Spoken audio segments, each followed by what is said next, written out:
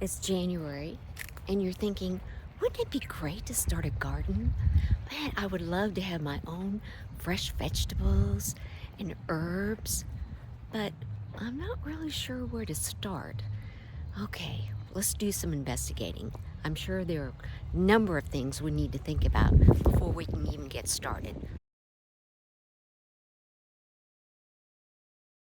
Well, we're here with Dr. Andrew King, and Dr. King is actually going to be presenting some of our educational material at our library series program.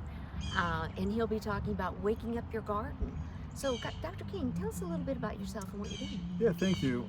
My name's Andrew King, and I have been a horticulturist for my life to this point.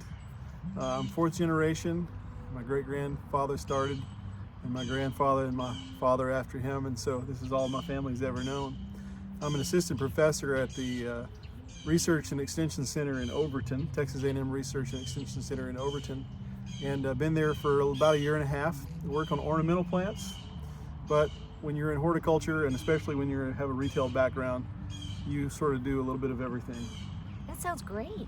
Well, if I'm a beginner gardener, let's say, and I'm not really sure what to do, what's the most important thing I need to be thinking about first? So the first thing that I would tell people to think about when they get excited about gardening is, first of all, I'm thrilled they're excited, but number one, let's sort of do things that are realistic. A lot of times people will go out and they'll take an area that's going to be too large for them to maybe actually deal with or to maintain through the year, and they get really excited, and then perhaps they sort of get a little bit burnt the first year. And so I would say make realistic expectations, choose some crops that are fairly easy to grow, right? I realize a lot of people want to do vegetables and fruit. We're talking vegetables generally in this talk that we're discussing right now, but if you're talking about fruit, people would go out and do peaches and plums and things because that's what they want to eat. But some of those crops can be a little more challenging to grow, and so you would start with something that's a little bit more in the vegetable world. That would be things like peppers and herbs. Those are really I shouldn't say easy, but they're easier. Sometimes tomatoes can be a little challenging depending on where you are, and then you go further down the road and you can get into even more challenging crops. So start with realistic expectations, a realistic size. What do you actually need, right? Sometimes you can grow too much.